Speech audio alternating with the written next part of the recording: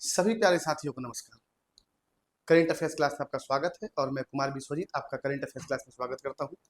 और हम current affairs में फरवरी मंथ यानी कि फरवरी 2025 में जितने भी महत्वपूर्ण न्यूज हुए थे वो सारे न्यूज को देखेंगे। और आज फरवरी मंथ के सारे न्यूज देखने के बाद अगले वीडियो में हम फरवरी 2025 के सभी 150 एमसीक्यू को देखेंगे। तो चलिए आज क्लास का शुरुआत करते हैं और आज हम देखते हैं कि फरवरी 2025 में हमारे एग्जाम के लिए कौन कौन सा न्यूज महत्वपूर्ण है। यह हमारा है खजुराहो डांस फेस्टिवल। आप यहाँ समझिए, जैसे आपके सामने यहाँ पर लिखा हुआ है खजुराहो डांस फेस्टिवल, तो आपको सबसे पहले समझना है कि ये खजुराहो डांस फेस्टिवल जो है ये किस राज्य से यानी किस स्टेट से रिलेटेड है। तो आपको हम यहाँ पॉइंट क्या बता रहे हैं कि खजुराहो डांस फेस्टिवल ये रिलेटेड है मध्य प्रदेश से। किस स्टेट से? मध्य प्रदेश से। तो आपको समझना है कि खजुराहो डांस फेस्टिवल आपसे क्वेश्चन में कैसे बनता है। एग्जाम में क्वेश्चन पूछा है खजुराहो डांस फेस्टिवल जो है ये किस राज्य का फेस्टिवल है, तो आपको बताना है मध्य प्रदेश। तो यहाँ आपसे बोल रहा है कि खजुराहो डांस फेस्टिवल 2025 जो कि 20 फरवरी से 26 फरवरी के बीच आयोजित किया गया, इसने एक गिनीज वर्ल्ड रिकॉर्ड बनाया है। तो आपको बस यहाँ पर इतना जानना है, आपके एग्जाम के लिए महत्वपूर्ण ये पॉइंट है कि खजुराहो डांस फेस्टिवल किस राज्य का है। तो खजुराहो डांस फेस्टिवल मध्य प्रदेश का है। और आपको यहाँ बता दें मध्य प्रदेश के जो सीएम का नाम है, इनका नाम है मोहन यादव। मध्य प्रदेश के सीएम का नाम क्या है? तो मोहन यादव। और दूसरा पॉइंट समझिएगा, मध्य प्रदेश में एक जगह है इंदौर। मुझे मध्य प्रदेश में एक जगह कौन सा है? इंदौर। और आपको पॉइंट याद रखना है कि इंदौर में 1 जनवरी 2025 से 1 जनवरी 2025 से इंदौर में भीख देना अपराध है। आपको ये पॉइंट याद रखना है कि किस शहर में सरकार के द्वारा 1 जनवरी 2025 से यह घोषणा किया गया कि भीख देना अपराध है। तो आपको ये पॉइंट याद रखना है कि 1 जनवरी 2025 से इंदौर में भीख देना अपराध है। तो आपको हम बता रहे हैं मध्य प्रदेश के बारे में। तो ये जो आप देख रहे हैं फेस्टिवल, ये कौन सा फेस्टिवल है? तो ये आपका खजुराहो डांस फेस्टिवल है, समझिएगा। तो खजुराहो डांस फेस्टिवल कहाँ का? तो खजुराहो डांस फेस्टिवल मध्य प्रदेश का। बस आपको इतना ही पॉइंट याद रखना है कि खजुराहो डांस फेस्टिवल जो है ये मध्य प्रदेश का है। और आपको बताया कि मध्य प्रदेश के मुख्यमंत्री का नाम, तो मध्य प्रदेश के मुख्यमंत्री का नाम है मोहन यादव। उसके बाद आपको बताया कि मध्य प्रदेश का एक शहर है इंदौर, जहां पर 1 जनवरी 2025 से भीख देना अपराध कर दिया गया है। तो ये आपको फर्स्ट न्यूज समझ में आया होगा, जो पहला आपको बताया है फरवरी मंथ में खजुराहो फेस्टिवल जो कि मध्य प्रदेश से रिलेटेड है। यहाँ तक क्लियर है। और आपको डेट याद रखना है कि 20 से 26 फरवरी 2025। अब आते हैं अगले न्यूज पर कि अगला न्यूज हमारा क्या कह रहा है। अगला हमारा न्यूज है, समझिएगा, पेंडोरा मिशन। देखिए अगला न्यूज क्या कह रहा है। नेक्स्ट हमारा न्यूज है पेंडोरा मिशन। तो आपको समझना है कि पेंडोरा मिशन क्या है। समझिए, जैसे यहाँ बोला है कि the US space agency NASA. अगर हम नासा का बात करते हैं, समझिए, जैसे नासा जो है, तो नासा का फुल फॉर्म क्या है? जैसे आपको पता होगा कि भारत यानी कि हमारे देश का, इंडिया का स्पेस एजेंसी जो है, जैसे इंडिया का स्पेस एजेंसी का नाम आपसे पूछा जाए तो आपको पता है कि हमारे देश का स्पेस एजेंसी का नाम है इसरो। क्या नाम है? इसरो। इसरो का मतलब हुआ कि Indian Space Research Organisation. Indian Space Research Organisation. तो जैसे हमारा देश भारत जो है, हमारे देश का स्पेस एजेंसी का नाम है ISRO, Indian Space Research Organisation, जिसका एस्टेब्लिशमेंट 15 अगस्त 1969 को किया गया था। और इसका हेड क्वार्टर जो है ये कहाँ पर है? तो हेड क्वार्टर बेंगलुरु में है। इसरो का हेड क्वार्टर बेंगलुरु में। और इसरो के वर्तमान में भी हेड कौन है? तो इसरो के वर्तमान में हेड है वी नारायणन।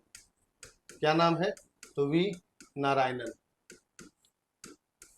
और आपको जनवरी 2025 का ये न्यूज पता होगा इसरो से रिलेटेड कि इसरो ने स्पेडेक्स मिशन लॉन्च किया।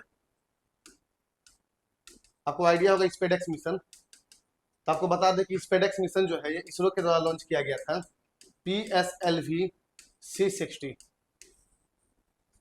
PSLV का मतलब होता है पोलर सैटेलाइट लॉन्च व्हीकल, यानी कि इसरो ने अपने रॉकेट PSLV C60 से स्पेडक्स मिशन यानी कि स्पेस डॉकिंग मिशन को लॉन्च किया था। इसरो का हेडक्वार्टर बेंगलोर। इसरो के हेड है वर्तमान वी नारायणन। इसका एस्टेब्लिशमेंट 15 अगस्त 1969 को, और ये आपका भारत का स्पेस एजेंसी है।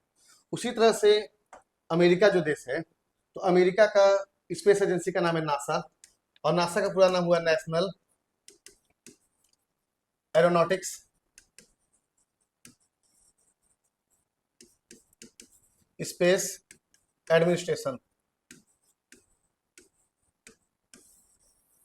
अब यहां समझिए, जो अमेरिका का स्पेस एजेंसी है उसका नाम है नासा, और नासा का पूरा नाम हुआ नेशनल एरोनॉटिक्स स्पेस एडमिनिस्ट्रेशन, जिसका हेडक्वार्टर है, नासा का हेडक्वार्टर वाशिंगटन डीसी। नासा का हेडक्वार्टर क्या है, तो वाशिंगटन डीसी, और नासा का एस्टेब्लिशमेंट हुआ था 1958। आपको पॉइंट क्या बता रहे हैं कि नासा जो है ये अमेरिका का स्पेस एजेंसी है, जिसका एस्टेब्लिशमेंट 1958 यानी कि 1958 में हुआ। इसका हेडक्वार्टर वाशिंगटन डीसी में है, और इसका फुल फॉर्म है नेशनल एरोनॉटिक्स स्पेस एडमिनिस्ट्रेशन। जैसे यहाँ पर आया है वाशिंगटन डीसी, तो आपको एक पॉइंट बता दें, जो वाशिंगटन डीसी है, वाशिंगटन डीसी, और डीसी का मतलब होता है डिस्ट्रिक्ट ऑफ कोलंबिया, यानी अमेरिका में है वाशिंगटन डीसी, इसका मतलब है कि district of Columbia.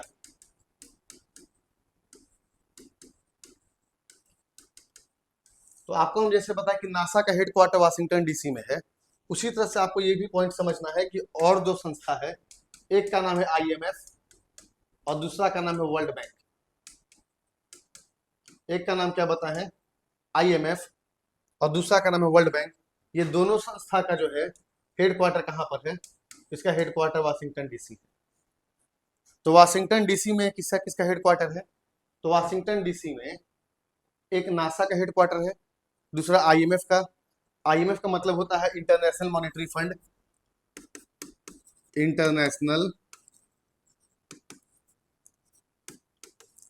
Monetary fund, यानी अंतर्राष्ट्रीय मुद्रा कोष।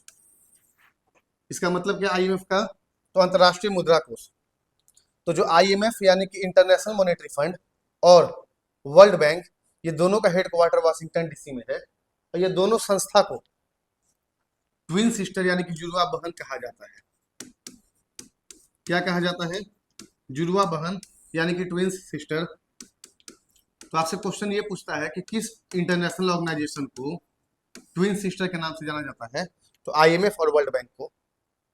इसका हेडक्वार्टर भी वाशिंगटन डीसी में है, उसी तरह से नासा का भी हेडक्वार्टर वाशिंगटन डीसी में। तो यहाँ आपसे क्वेश्चन क्या बोल रहा है, न्यूज में है पेंडोरा मिशन, यानी कि US का स्पेस एजेंसी नासा ने एक्सो प्लैनेट का अध्ययन करने के लिए पेंडोरा मिशन लॉन्च करने की घोषणा की। अब आप यहां समझिए, यहां बोला जा रहा है एक्सो प्लैनेट, यहां न्यूज में आपको बताया जा रहा है एक्सो प्लैनेट के बारे में। तो आपसे क्वेश्चन कैसे पूछेगा कि एक्सो प्लैनेट यानी कि हमारे सौरमंडल से जो बाहर, यानी कि हमारे जो 8 ग्रह हैं उनके आसपास, यानी कि उनसे बाहर का ग्रह का जानकारी के लिए, यानी एक्सो प्लैनेट का जानकारी के लिए नासा ने एक मिशन लॉन्च किया है। जो अमेरिका का स्पेस एजेंसी है नासा, नासा ने एक्सो प्लैनेट का जानकारी के लिए एक मिशन लॉन्च किया है। उस मिशन का नाम है पेंडोरा मिशन। तो आपसे क्वेश्चन ऐसे ही पूछ सकता है कि पेंडोरा मिशन क्या है, तो एक्सो प्लैनेट का जानकारी के लिए the US space agency NASA has announced the launch of Pandora mission to study exoplanets. तो आप ये पॉइंट याद रखिएगा कि एक्सो प्लैनेट के लिए, इसका स्टडी के लिए नासा ने पेंडोरा मिशन को लॉन्च किया है, और आपको नासा के बारे में कुछ पॉइंट बताए हैं। यहां तक क्लियर है।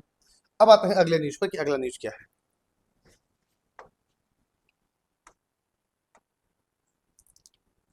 अगला हमारा न्यूज है कि भारत नागरिक उड्डयन क्षेत्र में पायलट के लिए इलेक्ट्रॉनिक्स पर्सनल लाइसेंस पेश करने वाला दुनिया का दूसरा देश। यहाँ ये बता दें कि जो भारत है हमारा देश, इंडिया की बात कर रहे हैं, जो इंडिया जो है नागरिक उड्डयन क्षेत्र में हमारा आपसे क्वेश्चन है कि वर्तमान में अभी सिविल एविएशन मिनिस्टर कौन है। आप ये बताइएगा, वर्तमान में नागरिक उड्डयन मंत्री, नागरिक उड्डयन मंत्री यानी कि सिविल एविएशन मिनिस्टर। तो आपको बताना है वर्तमान में सिविल एविएशन मिनिस्ट्री किसके पास है। आप इसका आंसर कमेंट बॉक्स करिएगा कि वर्तमान में सिविल एविएशन मिनिस्टर कौन है। अब यहाँ पर आपको बता रहे हैं कि India has become the second country in the world after China, यानी इंडिया जो है चाइना के बाद, तो India has become the second country in the world after China to introduce electronic personal licence यानी ईपीएल। ईपीएल का मतलब क्या हुआ? ईपीएल का मतलब है electronic personal licence for pilots in the civil aviation sector. यह न्यूज कह रहा है कि भारत जो है चाइना के बाद, यानी फर्स्ट में कौन है, तो आपको याद रखना है टॉप में इसमें चाइना है, टॉप में चाइना। इंडिया का स्थान कौन सा है? तो इंडिया का स्थान है सेकेंड, यानी कि India has become the second country in the world after China to introduce EPL electronic personal licence for pilot in the civil aviation sector. यानी कि भारत जो है नागरिक उड्डयन क्षेत्र में पायलट्स के लिए इलेक्ट्रॉनिक पर्सनल लाइसेंस पेश करने वाला दूसरा देश बना है। तो आपसे क्वेश्चन पूछता है कि सिविल एविएशन सेक्टर में पायलट्स के लिए इलेक्ट्रॉनिक पर्सनल लाइसेंस पेश करने वाला पहला देश कौन सा है। तब बताइएगा पहला देश कौन सा है, तो पहला है आपका चाइना, और सेकंड कौन सा है, तो सेकंड हमारा है देश भारत। तो यहाँ तक क्लियर हुआ। और आपको पहले का न्यूज ये भी पता होगा कि चाइना यानी चीन में, यानी चीन के द्वारा सबसे फास्टेस्ट ट्रेन जो है CR450,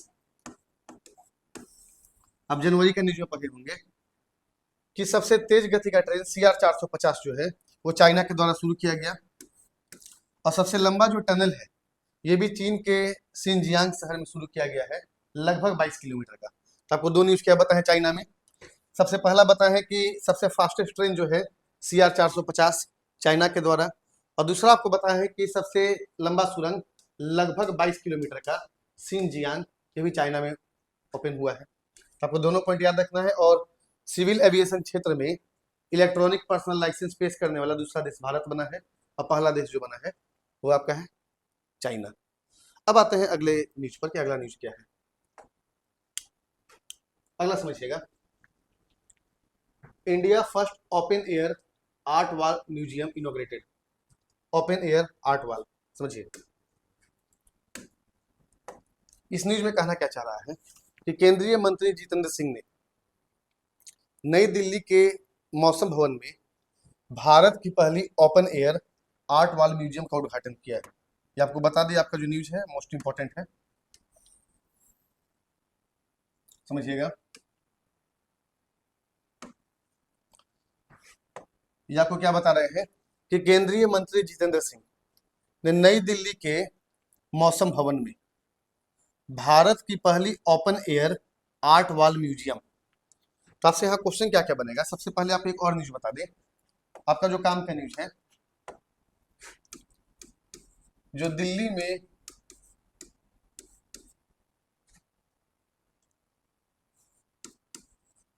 जो राजपथ है, राजपथ का नाम चेंज होकर के हुआ है कर्तव्य पथ। तो आपसे क्वेश्चन बनेगा कि राजपथ का नाम क्या चेंज हुआ है, कर्तव्य पथ। दूसरा आपको समझना है जो मुगल गार्डन है, तो मुगल गार्डन का भी नाम चेंज हुआ है, और मुगल गार्डन का नाम हुआ है अमृत उद्यान। आपको क्या बता रहे हैं, मुगल गार्डन का नाम क्या हुआ है, इसका नाम हुआ है अमृत उद्यान। तो आपको दोनों पॉइंट याद रखना है कि राजपथ का नाम कर्तव्य पथ हुआ है, मुगल गार्डन का नाम अमृत उद्यान हुआ है। यहां आपको हम बोले कि भारत के केंद्रीय मंत्री जितेंद्र सिंह ने, नाम याद रखिएगा, भारत के केंद्रीय मंत्री जितेंद्र सिंह ने नई दिल्ली के मौसम भवन में भारत की पहली open air art wall museum. तो आपसे क्वेश्चन पूछता है, क्वेश्चन पूछेगा कि भारत का पहला open air art air museum जो है ये कहां पर ओपन हुआ है, तो मौसम भवन न्यू दिल्ली, और कौन इनोग्रेट किए हैं? तो केंद्रीय मंत्री जितेंद्र सिंह। तो आपकी न्यूज का आइडिया हो गया यहाँ तक कि न्यूज आपका कह रहा है कि केंद्रीय मंत्री जितेंद्र सिंह ने नई दिल्ली के मौसम भवन में भारत के पहले open air art wall museum का उद्घाटन किया है। तो open air art wall museum Delhi मौसम भवन उद्घाटन किया गया है भारत के केंद्रीय मंत्री जितेंद्र सिंह के द्वारा। अब आते हैं अगले न्यूज पर। अगला हमारा न्यूज है कि भारत में पहली बार उत्तर प्रदेश विधानसभा में एक अनुवादक सुविधा स्थापित की गई। समझिए, यहां से बोला जा रहा है कि उत्तर प्रदेश विधानसभा, आप सबसे पहले हमको ये बताइए कि उत्तर प्रदेश के मुख्यमंत्री का नाम क्या है? तो आपको पता होगा यूपी के मुख्यमंत्री का नाम है योगी आदित्यनाथ। योगी आदित्यनाथ। दूसरा पॉइंट अगर आपसे पूछा जाए कि उत्तर प्रदेश में नेशनल पार्क बताइएगा, तो उत्तर प्रदेश में एक नेशनल पार्क है दुधवा नेशनल पार्क। उत्तर प्रदेश का एकमात्र नेशनल पार्क कौन सा है? Dudhwa national park. अब आपसे यहां कह रहा है कि उत्तर प्रदेश विधानसभा, जो उत्तर प्रदेश विधानसभा भारत की पहली विधानसभा बन गई है जिसने अवध, ब्रज, भोजपुरी, बुंदेलखंड और अंग्रेजी के लिए अनुवादक प्रणाली शुरू किया है। तो यहां आपको समझना है कि भारत में पहली बार किसी विधानसभा में ट्रांसलेटर सिस्टम शुरू हुआ है।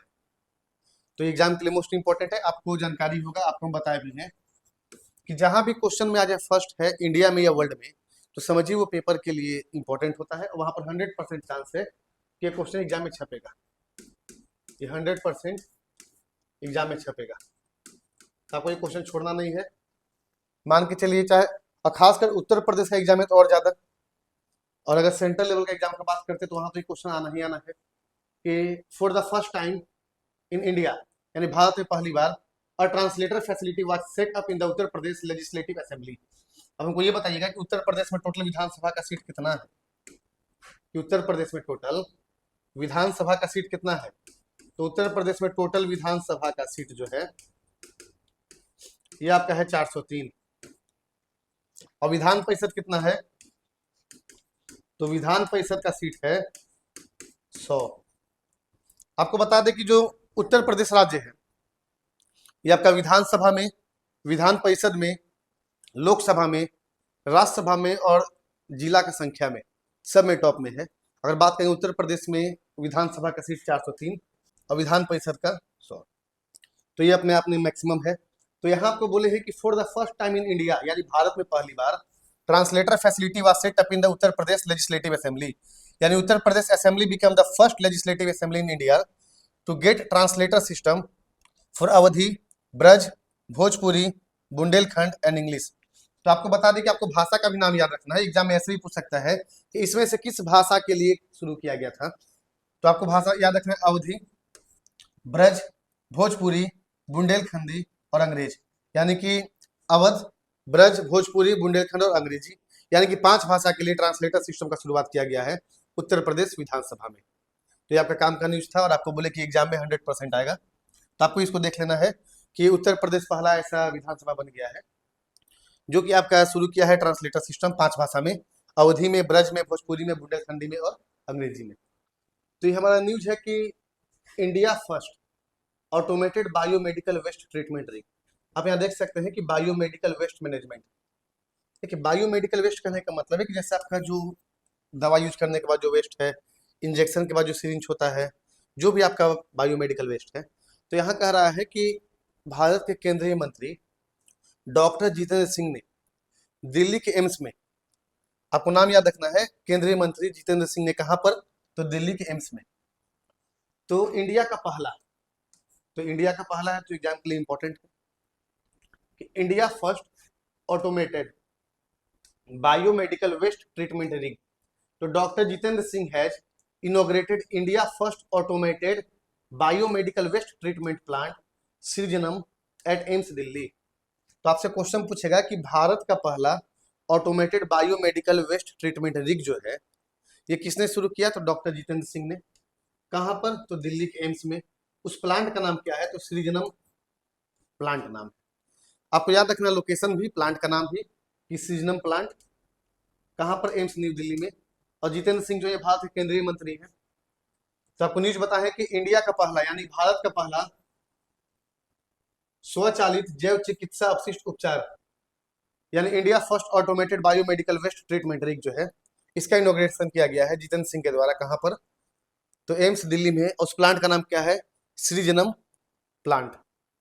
अब आते हैं अगले न्यूज पर कि अगला न्यूज क्या है। अगला हमारा न्यूज है India first global capability centre policy. ये देखिए, यानी भारत की पहली वैश्विक क्षमता केंद्र, जीसीसी। तो जीसीसी का मतलब हुआ ग्लोबल कैपेबिलिटी सेंटर, यानी कि मध्य प्रदेश ने भारत की पहली समर्पित वैश्विक क्षमता केंद्र 2025 पेश किया है। यानी मध्य प्रदेश, और आपको बताया है मध्य प्रदेश के बारे में कि मध्य प्रदेश में एक फेस्टिवल हुआ, खजुराहो डांस फेस्टिवल। और दूसरा बताएं कि 1 जनवरी 2025 से मध्य प्रदेश के इंदौर में भीख देना अपराध है। तो Madhya Pradesh has introduce India first dedicated global capability centre policy 2025। तो आपसे क्वेश्चन कैसे पूछेगा, बस आपको पॉइंट याद रखना है, एग्जाम के लिए इंपॉर्टेंट पॉइंट है। इंडिया का पहला है तो ग्लोबल कैपेबिलिटी सेंटर, यहां समझिए, global capability centre in India. तो Madhya Pradesh has introduce India first dedicated global capability centre. तो इंडिया का पहला ग्लोबल कैपेबिलिटी सेंटर ये कहां से शुरू हुआ है? तो मध्य प्रदेश में। तो आपको न्यूज क्या याद रखना है कि मध्य प्रदेश में भारत का पहला ग्लोबल कैपेबिलिटी सेंटर पॉलिसी 2025 शुरू हुआ है। ये आप देख रहे हैं global capability centre gulf MNC, ठीक है। तो आपको याद, आपसे क्वेश्चन कैसे पूछा है कि इंडिया का पहला यानी भारत का पहला ग्लोबल कैपेबिलिटी सेंटर पॉलिसी जो कहां शुरू हुआ है, तो आपको आंसर क्या बताना है कि ये शुरू हुआ है मध्य प्रदेश में। कि मध्य प्रदेश में जो है भारत का पहला ग्लोबल कैपेबिलिटी सेंटर पॉलिसी शुरू हुआ है 2025 में। अब मध्य प्रदेश में आपको बताएं सीएम का नाम मोहन यादव। दूसरा बताया है कि मध्य प्रदेश के इंदौर में ही 1 जनवरी 2025 से भीख देना अपराध है। और उसके बाद पॉइंट बताएं कि मध्य प्रदेश में ही खजुराहो डांस फेस्टिवल। और एक पॉइंट याद रखिएगा, मध्य प्रदेश से रिलेटेड एक अवार्ड है तानसेन अवार्ड, ठीक है। क्योंकि जो तानसेन है जो कि अकबर के दरबार में रहा करते थे, इनका जन्म जो है ग्वालियर में ही हुआ था, इसीलिए इसी उपलक्ष्य में मध्य प्रदेश सरकार जो है म्यूजिक से रिलेटेड एक अवार्ड है तानसेन अवार्ड, जो कि हर साल देता है। अब आते हैं अगला न्यूज पर। भारत का पहला अस्थाई कुंभ शहर, समझिए, भारत का पहला अस्थाई कुंभ शहर उज्जैन मध्य प्रदेश में बनाया जाएगा। एग्जाम के लिए इंपॉर्टेंट। और आपको पता होगा महाकुंभ प्रयागराज। महाकुंभ कहां पर? तो महाकुंभ जो है ये प्रयागराज में, ठीक है। महाकुंभ कहां पर है? प्रयागराज में। तो आपको क्या पॉइंट बता रहे हैं कि India first permanent Kumbh city will be built in Ujjain Madhya Pradesh. Ujjain याद रखिएगा, महाकालेश्वर उज्जैन, ठीक है। तो यहाँ को क्या बता रहे हैं कि इंडिया फर्स्ट यानी भारत का पहला permanent Kumbh city, India first permanent Kumbh city जो है उज्जैन। और आपको उज्जैन में याद रखना है कि भारत का पहला वैदिक घड़ी ये भी उज्जैन में। उज्जैन में क्या याद रखिएगा? भारत का पहला वैदिक घड़ी। तो भारत का पहला वैदिक घड़ी कहां शुरू हुआ है? तो उज्जैन में। और यहां आपको बता रहे कि भारत का पहला अस्थाई कुंभ शहर, तो India first permanent Kumbh city will be built in Ujjain Madhya Pradesh. अब बाकी आपके एरिया दिया है तो आपके एग्जाम के लिए महत्वपूर्ण नहीं है कि एरिया क्या है, बस आपको इतना याद रखना है कि भारत का पहला परमानेंट यानी अस्थाई कुंभ शहर जो है उज्जैन मध्य प्रदेश में। अब आता है अगले न्यूज पर। अगला हमारा न्यूज है कि भारत का पहला सफेद बाघ प्रजनन केंद्र, आप देख रहे हैं व्हाइट टाइगर, ठीक है, सफेद बाघ। तो India first white tiger breeding centre, यानी केंद्रीय चिड़ियाघर प्राधिकरण ने मध्य प्रदेश के रीवा जिला में, आपको एक पॉइंट और बता दें कि जो मध्य प्रदेश है, ठीक है, मध्य प्रदेश को टाइगर स्टेट भी बोलते हैं। मध्य प्रदेश को टाइगर स्टेट भी बोलते हैं। अब भारत का जो 58 टाइगर रिजर्व है, भारत का 58 टाइगर रिजर्व, जिसका नाम है माधव टाइगर रिजर्व। क्या नाम है? Madhav tiger reserve. और ये कहां पर है? तो ये आपका मध्य प्रदेश में है। तो भारत का 58 यानी कि 58 नंबर का, यानी अगर आपसे पूछा जाए कि भारत में टोटल टाइगर रिजर्व का संख्या कितना है, तो भारत में टोटल टाइगर रिजर्व का संख्या है 58। और अभी नया टाइगर रिजर्व कौन सा बना है? तो माधव टाइगर रिजर्व। कहाँ पर? मध्य प्रदेश। तो मध्य प्रदेश में नया टाइगर रिजर्व है, माधव टाइगर रिजर्व। और प्रदेश को ही टाइगर स्टेट ऑफ इंडिया बोलते हैं। और दूसरा पॉइंट जानना है कि भारत में टोटल नेशनल पार्क का संख्या कितना है। तो भारत में टोटल नेशनल पार्क का संख्या 107 है। और जो 107 नंबर का जो नेशनल पार्क है उसका नाम है सिमलीपाल नेशनल पार्क, जो कि उड़ीसा में है। यहाँ तक क्लियर है। अब ये न्यूज आपका कह रहा है कि भारत का पहला सफेद बाघ प्रजनन केंद्र, यानी कि India first white tiger breeding centre, यह सफेद बाघ देख रहे हैं, सफेद बाघ यानी गोरा बाघ। तो central zoo authority has approved India first white tiger breeding centre in Rewa district of Madhya Pradesh. तो केंद्रीय चिड़ियाघर प्राधिकरण ने मध्य प्रदेश के रीवा जिले में भारत के पहले सफेद बाघ प्रजनन केंद्र का मंजूरी दिया है। तो आपको याद रखना है, मध्य प्रदेश का रीवा जिला भारत का पहला सफेद बाघ प्रजनन केंद्र। अब आते हैं अगले न्यूज पर कि अगला न्यूज क्या है।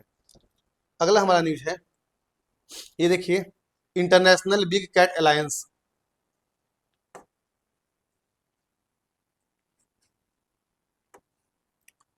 IBCA, international big cat alliance. इसको समझने से पहले आप एक पॉइंट समझिएगा। यहाँ बिग कैट का मतलब क्या है? कैट का मतलब बिल्ली होता है। और आपको एक पॉइंट और आइडिया होगा, जनवरी मंथ में पढ़े होंगे कि fishing cat collaring project. Idea है आपको कि फिशिंग कैट कॉलरिंग प्रोजेक्ट जो है, तो हमारा आपसे क्वेश्चन है कि जो फिशिंग कैट कॉलरिंग प्रोजेक्ट जो है ये कहाँ शुरू किया गया था? और ये आपको पढ़ाया हुआ है जनवरी मंथ में कि फिशिंग कैट कॉलरिंग प्रोजेक्ट। ठीक है। तो यहाँ आपसे कह रहा है कि बिग कैट, बिग कैट का मतलब क्या? कैट का मतलब होता है बिल्ली, और बिग कैट का मतलब बड़ा बिल्ली। तो international big cat alliance comes into force. तो सबसे पहले हमको समझना है कि बिग कैट क्या होता है। तो जैसे कि बाघ हो गया, तेंदुआ हो गया, जगुआर हो गया, प्यूमा हो गया, शेर हो गया, ये सब जो है ना, ये सब बिल्ली का ही प्रजाति है, लेकिन बिल्ली छोटा बिल्ली है। और उसी को आपको बता रहे हैं कि बड़ा बिल्ली यानी कि बिल्ला, जिसको बिग कैट बोलते हैं। समझिए। तो बिग कैट क्या है? जैसे नॉर्मल जो हमारा कैट होता है, ठीक है, तो यही कैट का जो बड़ा रूप होता है इसको बोलते हैं बिग कैट।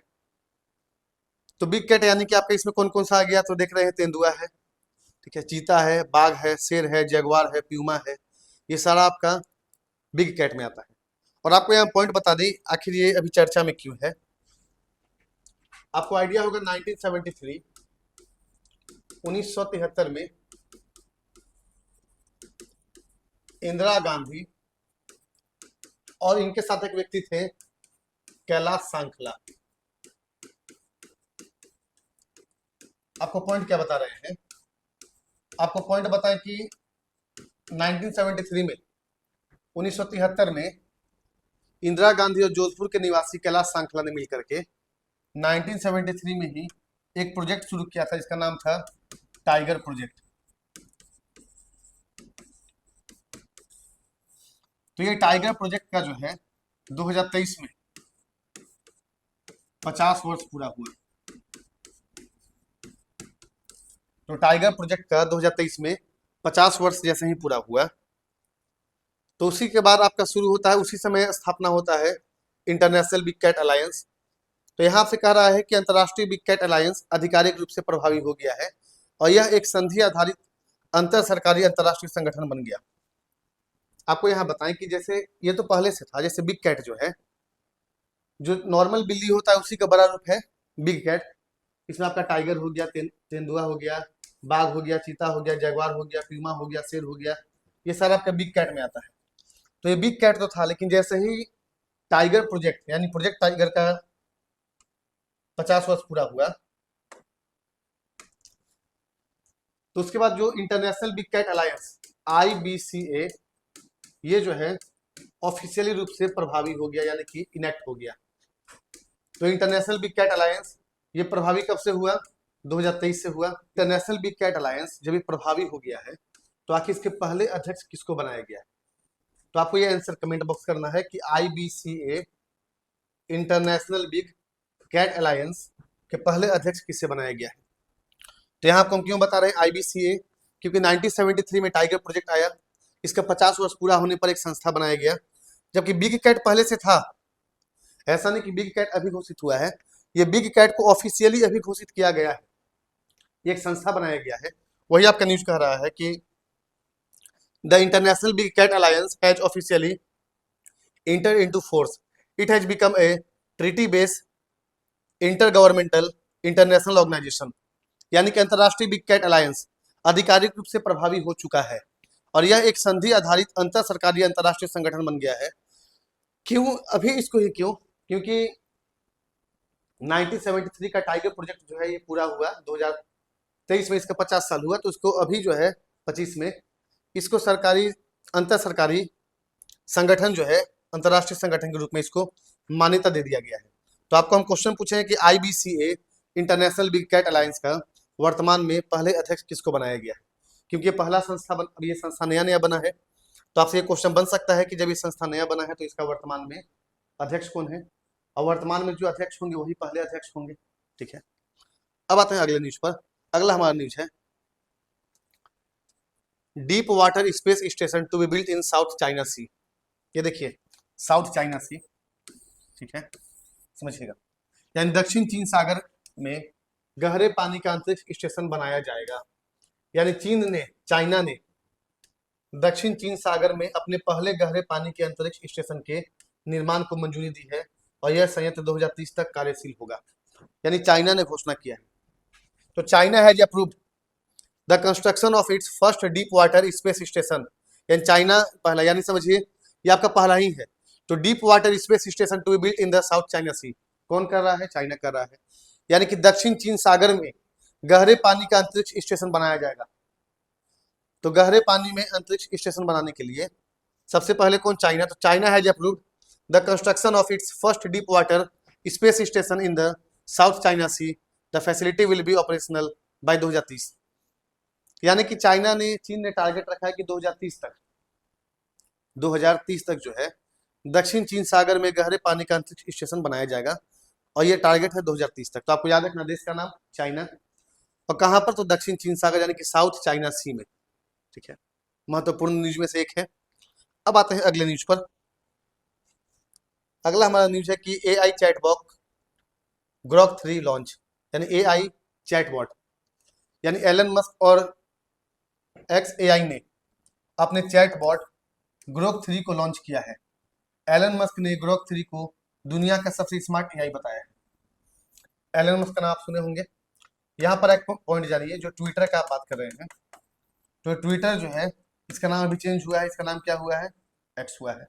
ठीक है, तो वही समझिएगा कि AI चैटबॉट ग्रोक 3 लॉन्च। तो आपसे पूछेगा एग्जाम में क्वेश्चन कैसे बनता है, ग्रोक 3 क्या है? एग्जामिनर क्वेश्चन कैसे देगा, ग्रोक 3 क्या है? अब यहाँ पे 4 ऑप्शन देगा। सैटेलाइट है, ठीक है, किसी वायरस का नाम है, किसी तरह का बीमारी है, या कोई चैटबॉट। तो आपको याद रखना है कि AI चैटबॉट ग्रोक 3। तो ग्रोक 3 क्या है? ये आपका AI चैटबॉट है। तो Elon Musk and XAI have launch their chatbot Grok 3।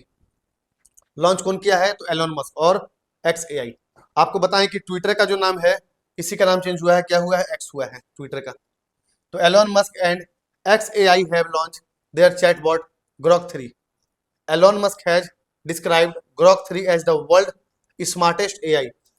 AI का मतलब है आर्टिफिशियल इंटेलिजेंस। तो एलन मस्क और XAI ने, नाम याद रखना है। सबसे पहला पॉइंट ग्रोक 3 क्या है? तो ग्रोक 3 जो है एक आपका AI चैटबॉट है। लॉन्च कौन किया है? तो एलन मस्क और XAI ने अपने चैटबॉट ग्रोक 3 को लॉन्च किया है। और एलन मस्क ने बताया कि जो ग्रोक 3 है ये दुनिया का सबसे स्मार्ट AI है। तो आप नाम याद रखिएगा ग्रोक 3। ग्रोक 3 क्या है? तो ये आपका AI चैटबॉट है। अब आते हैं अगले न्यूज पर। अगला हमारा न्यूज है कि first Indian to go international space station. यानी कि अंतर्राष्ट्रीय अंतरिक्ष स्टेशन पर जाने वाले पहले भारतीय। अगर आपसे क्वेश्चन ये पूछे कि अंतरिक्ष पर जाने वाले पहले भारतीय कौन थे, अगर आपसे क्वेश्चन पूछे स्पेस यानी अंतरिक्ष पर जाने वाले पहले भारतीय, तो अंतरिक्ष पर जाने वाले पहले भारतीय हैं, इनका आपको नाम याद रखना है राकेश शर्मा। अंतरिक्ष पर जाने वाले पहले भारतीय कौन है, तो अंतरिक्ष पर जाने वाले पहले भारतीय हैं राकेश शर्मा।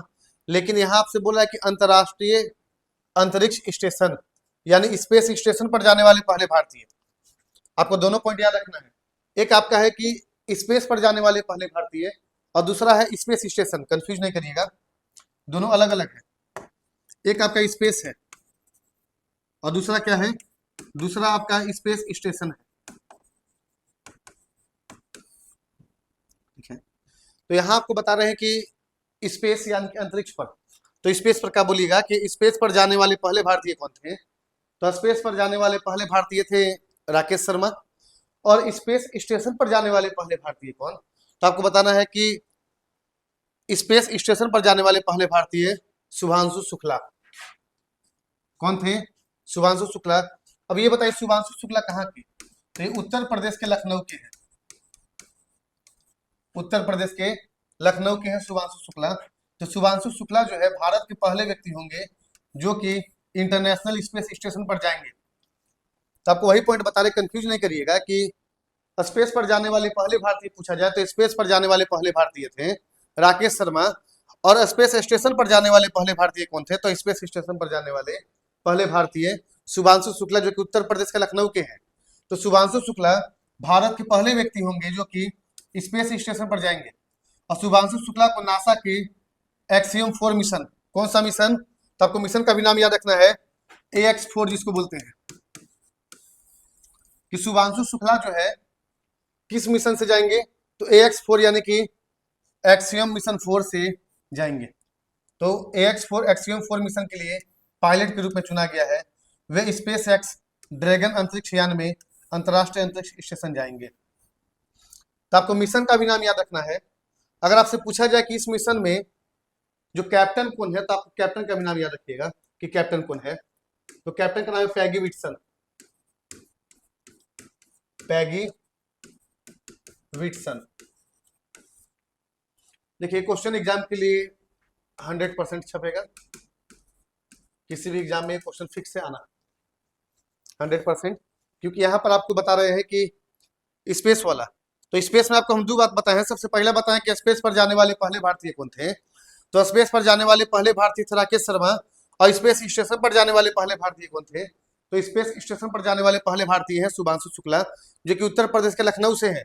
और कौन से मिशन के तहत जाएंगे, तो एक्सियम 4 मिशन के तहत, ये इंपॉर्टेंट है, कौन से मिशन के तहत, तो आपको मिशन का नाम याद रखना है कि एक्सियम 4 यानी कि AX4 मिशन के तहत जाएंगे। और ये जाने वाले, इसमें ये तो पायलट है और कैप्टन कौन है इसका, तो कैप्टन का नाम है पैगी विटसन। क्या नाम है कैप्टन का, तो पैगी विटसन। ये क्वेश्चन आपके एग्जाम के लिए महत्वपूर्ण है, आपको याद रखना Shubhanshu Shukla axiom 4 mission, captain का नाम पैगी विटसन। अब आते हैं अगले न्यूज पर कि अगला हमारा न्यूज क्या है। Fastest cricketer to score 14,000 run in one day international. यहां आप समझिए, विराट कोहली, जानते हो इनको, RCB जो कि IPL 2025 का ट्रॉफी जीता है। तो आपसे क्वेश्चन पूछा जाए कि IPL 2025 का ट्रॉफी कौन जीता, तो IPL 2025 का ट्रॉफी कौन जीता है, तो RCB। लेकिन आपको बता दें कि विराट कोहली कैप्टन नहीं थे, तो RCB के कैप्टन कौन थे, तो RCB के कैप्टन थे रजत पाटीदार। तो 2025 का IPL ट्रॉफी कौन जीता है, तो IPL ट्रॉफी जीता गया है किसके द्वारा, तो आपको नाम याद रखना है RCB के द्वारा, कैप्टन कौन थे, रजत पाटीदार। अब आइए हमारे न्यूज पर, न्यूज क्या कह रहा है। हमारा न्यूज है कि विराट कोहली ने वनडे इंटरनेशनल में 14,000 रन बनाने के लिए सबसे तेज समय का सचिन तेंदुलकर का रिकॉर्ड तोड़ दिया है। किसका रिकॉर्ड तोड़ा है, सचिन तेंदुलकर का। सचिन तेंदुलकर ने 350 इनिंग में 14,000 रन बनाए थे कुमार संगकारा ने 378 में और विराट कोहली ने 287 में। तो आपसे क्वेश्चन ऐसे पूछेगा कि वनडे इंटरनेशनल ओडीआई में सबसे तेज 14,000 रन बनाने वाले भारतीय कौन बने? तो आपको बताना है विराट कोहली। अगर पूछे सबसे पहले भारतीय कौन थे तो सचिन तेंदुलकर। और विराट कोहली ने सचिन तेंदुलकर का रिकॉर्ड तोड़ा है। क्यों तोड़ा है? क्योंकि सचिन तेंदुलकर ने 14,000 रन बनाने के लिए टोटल 350 इनिंग खेला था, लेकिन विराट कोहली ने 287 इनिंग में ही 14,000 रन बना लिया। तो आपको बताएं कि ओडीआई में सबसे तेज 14,000 रन बनाने वाले खिलाड़ी कौन बने हैं? विराट कोहली। अब आते हैं अगले न्यूज पर कि अगला न्यूज क्या है। अगला हमारा न्यूज है कि 9th एशियन विंटर गेम्स 2025। समझिए, 9th Asian winter games.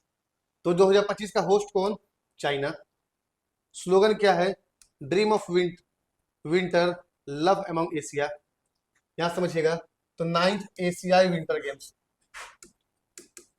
9th Asian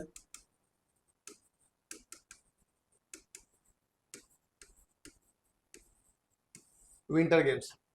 तो 9th एशियन विंटर गेम्स जो है 2025, इसका होस्ट कौन? तो होस्ट है चाइना।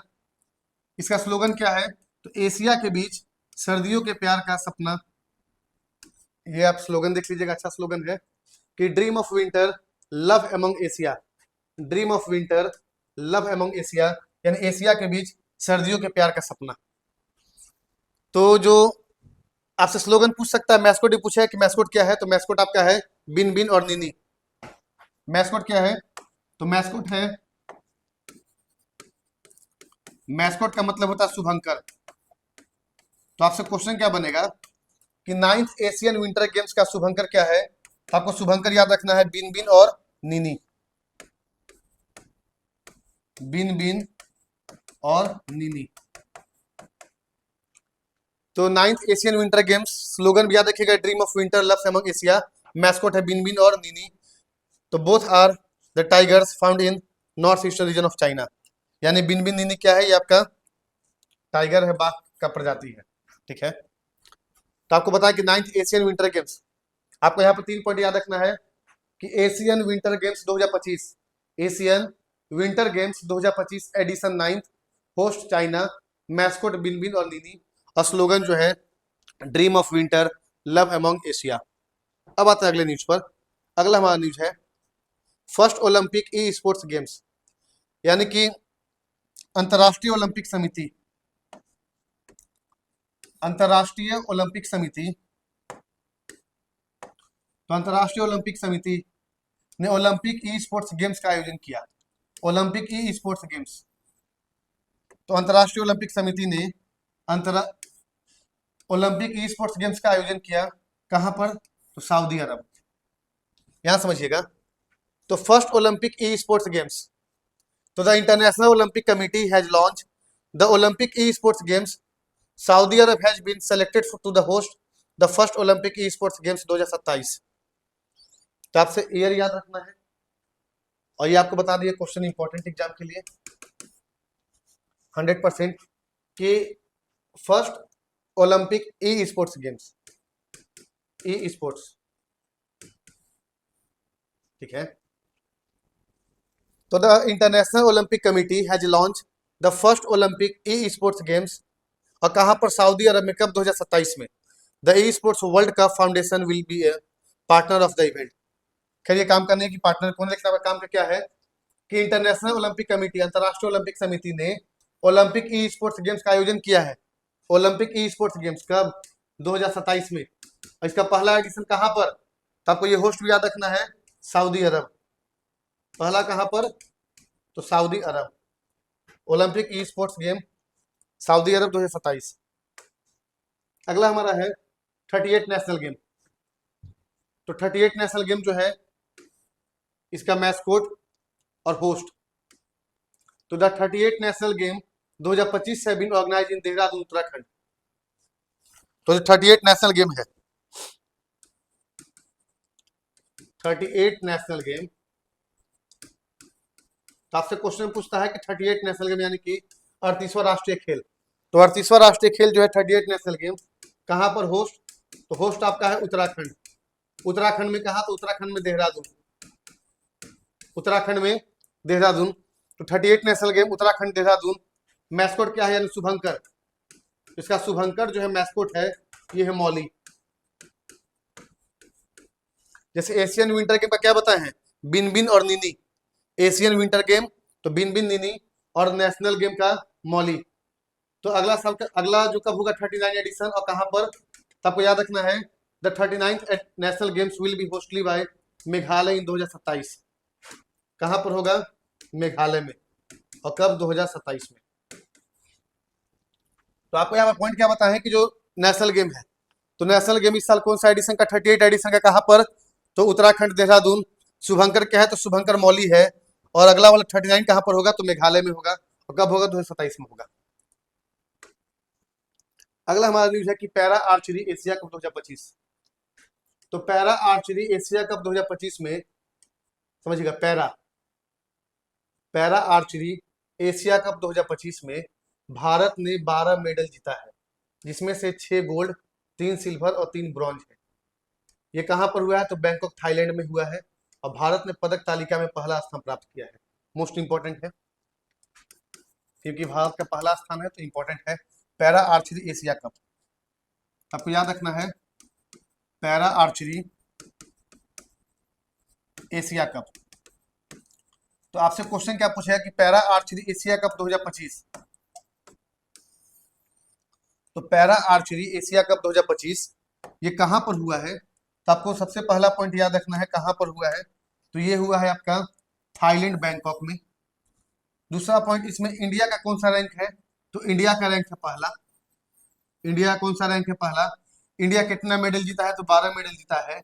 12 में से 6, 3 और 3, यानी 6 गोल्ड मेडल, 3 सिल्वर मेडल और 3 ब्रॉन्ज मेडल। तो para archery Asia cup Thailand Bangkok में 6 गोल्ड, 3 सिल्वर और 3 ब्रॉन्ज जो है, यानी कि टोटल 12 मेडल जीता है। और इंडिया कौन सा स्थान पर है, इंडिया पहला स्थान पर है। अगला हमारा न्यूज है अंडर 19 महिला T20 वर्ल्ड कप। समझिएगा, अंडर 19 महिला T20 वर्ल्ड कप।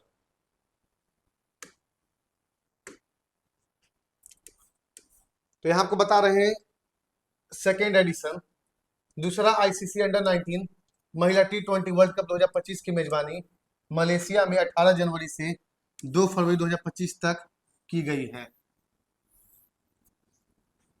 सबको क्या समझना है कि अंडर 19, एक अंडर 19 है, सबसे पहला पॉइंट अंडर 19, और दूसरा ICC ODI world cup, sorry T20 world cup,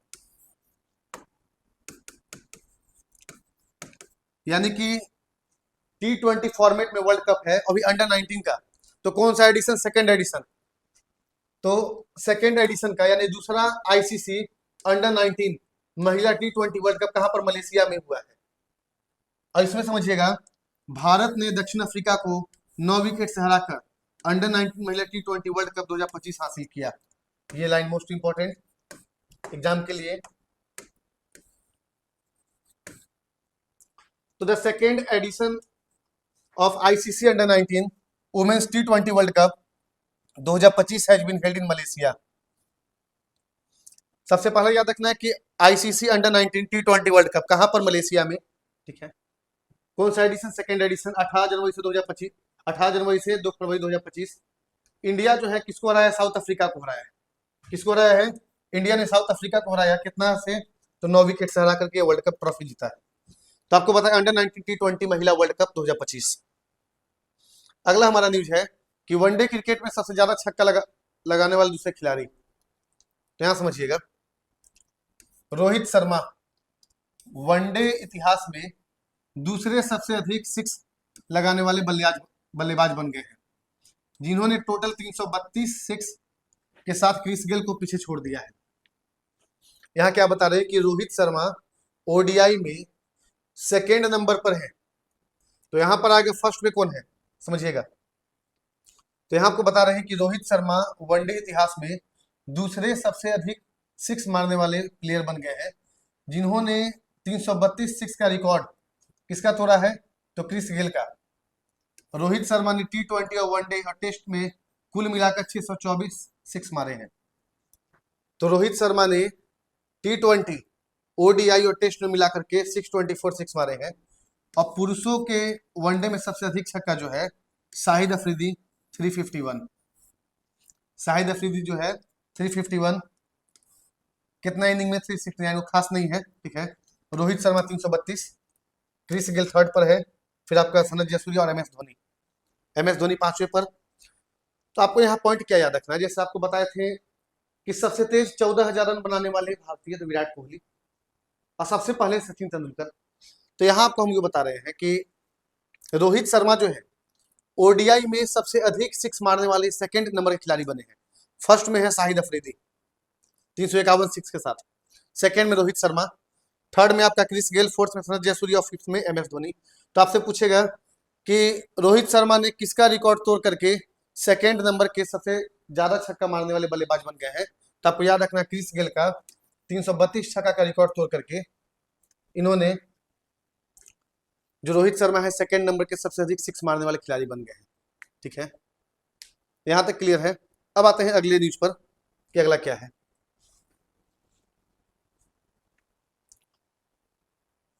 CEO of the year award, chief executive officer, तो Sameer Kanodia, MD and CEO of Lumina Datamatics has been honoured with the CEO of the year award at the 23rd edition of the business leader of the year award 2025। समझिएगा, important news है। यानी CEO award किसको मिला है? तो लुमिना डाटामेटिक्स company है ये आपका सीईओ अवार्ड है।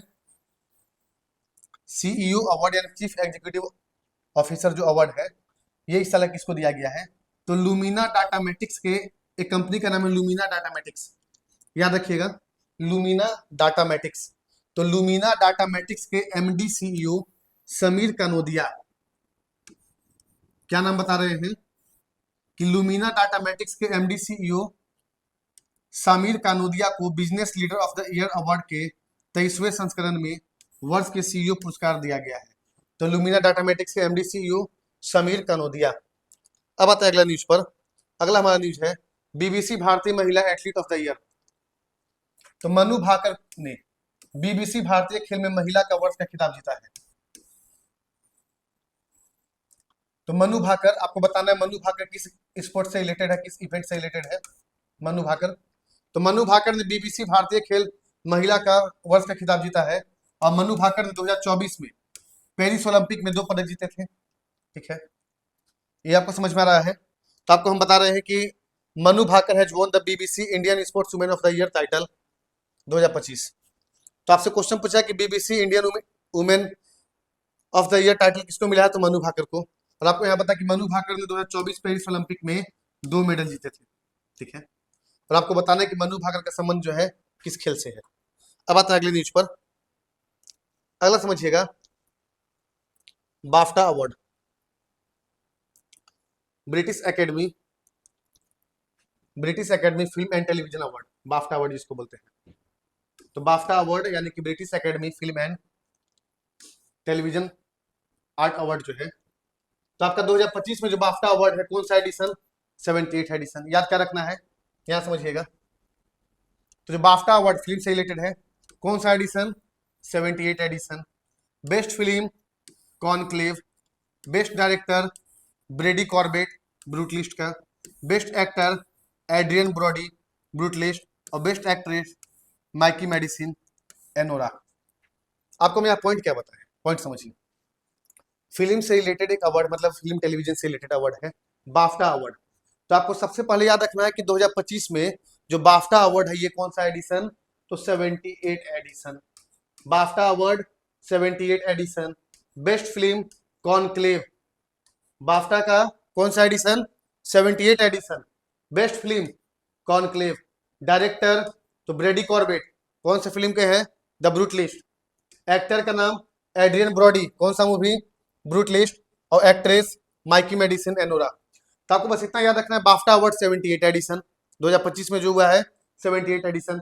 बेस्ट फिल्म कॉनक्लेव, डायरेक्टर में ब्रेडी कॉर्बेट, एक्टर में एड्रियन ब्रॉडी और एक्ट्रेस में माइकी मेडिसन। ये आपको याद रखना बाफ्टा अवार्ड में। अगला हमारा न्यूज है ग्लोबल टीचर प्राइज 2025। समझिएगा, द 2025 ग्लोबल टीचर, तो 2025 global teacher prize has been won by Saudi Arabian teacher Mansour Al Mansour. आपको यहां बता रहे हैं कि 2025 का जो 2025 में वैश्विक शिक्षक पुरस्कार, 2025 में वैश्विक शिक्षक पुरस्कार जो है सऊदी अरब के शिक्षक मंसूर अल मंसूर ने जीता है और यह एक लेखक भी है। तो आपसे क्वेश्चन पूछेगा कि ग्लोबल टीचर अवार्ड 2025 किसको मिला है, तो मंसूर अल मंसूर। और ये कहाँ के हैं, तो मंसूर अल मंसूर जो है ये सऊदी अरब के हैं। तो ग्लोबल टीचर प्राइज 2025, तो global teacher prize 2025 Mansoor Al Mansoor Saudi अरब। नेक्स्ट हमारा है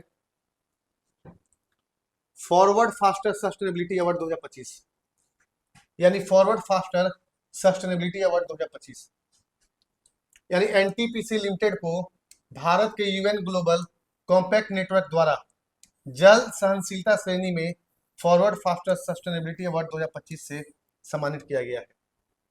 देखिए सस्टेनेबिलिटी का बात करते हैं तो आपको आइडिया होगा SDG sustainable development goal, sustainable development goal, ये गोल का संख्या कितना है, तो आपसे पूछेगा कि एसडीजी गोल कितना है, तो एसडीजी गोल कितना है, ये 17 है। ठीक है, यहां तक कितना है ये एसडीजी गोल, तो ये आपका 17 है सस्टेनेबल डेवलपमेंट गोल। ये टारगेट रखा गया है 2015 से 2030 तक, 2015 से 2030।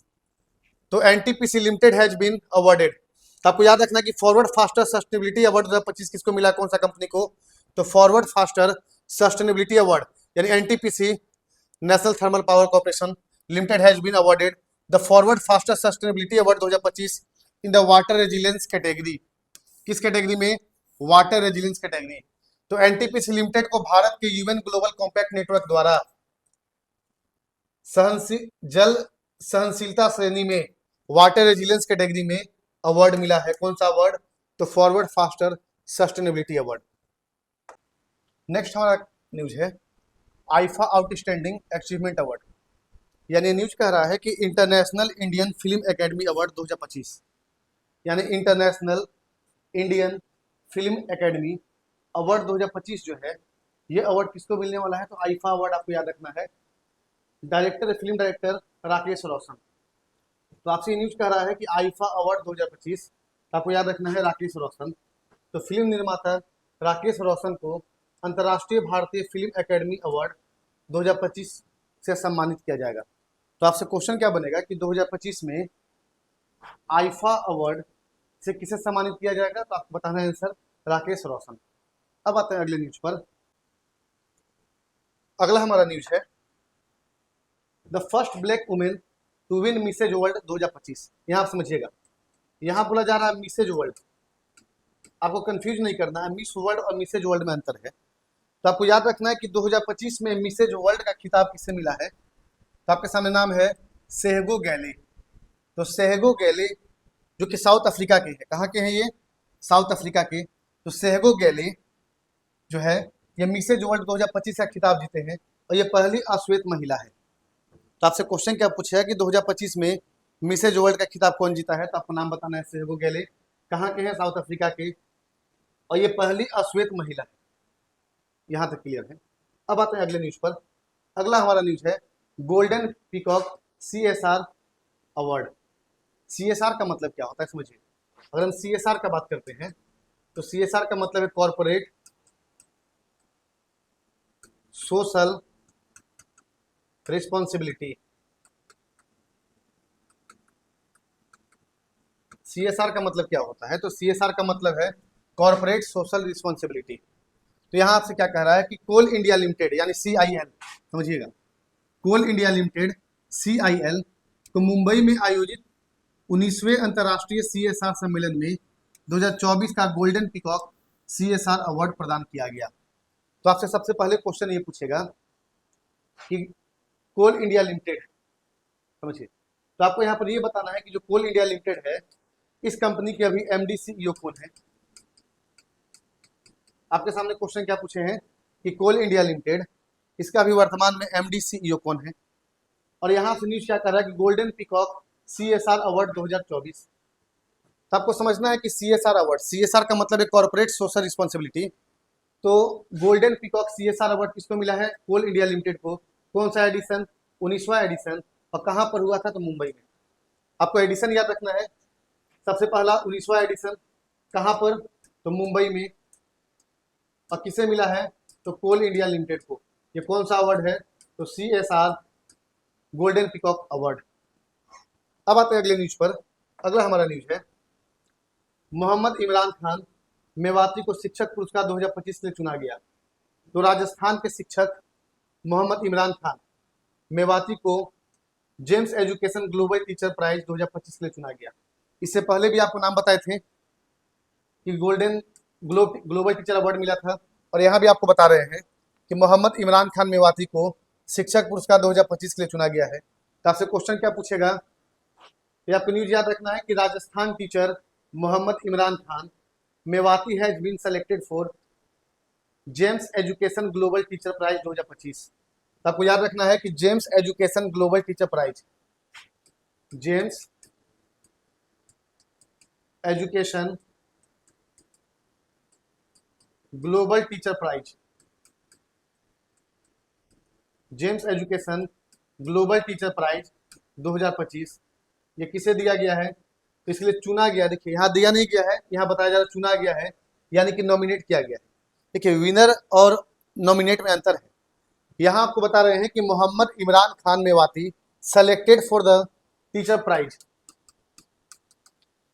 यहाँ आपको ये नहीं बोले हैं कि मोहम्मद इमरान खान को मिला है, यहाँ आपको बता रहे हैं कि राजस्थान के शिक्षक मोहम्मद इमरान खान मेवाती को GEMS education global teacher prize 2025 के लिए नॉमिनेट किया गया है, चुना गया है। तो आपको नाम याद रखना है, मोहम्मद इमरान खान मेवाती। अब आते हैं अगले न्यूज पर। अगला हमारा न्यूज है कि CK Nayudu life time achievement award 2025। तो Sachin Tendulkar has been conferred the CK Nayudu life time achievement award 2025 by the BCCI. यहाँ समझिए बीसीसीआई, अगर आपसे पूछा जाए कि बीसीसीआई का हेडक्वार्टर कहाँ है, तो आपको बताना है कि बीसीसीआई का हेडक्वार्टर जो है ये मुंबई में है। अब मुंबई में कौन सा स्टेडियम में है, तो मुंबई में वानखेड़े स्टेडियम।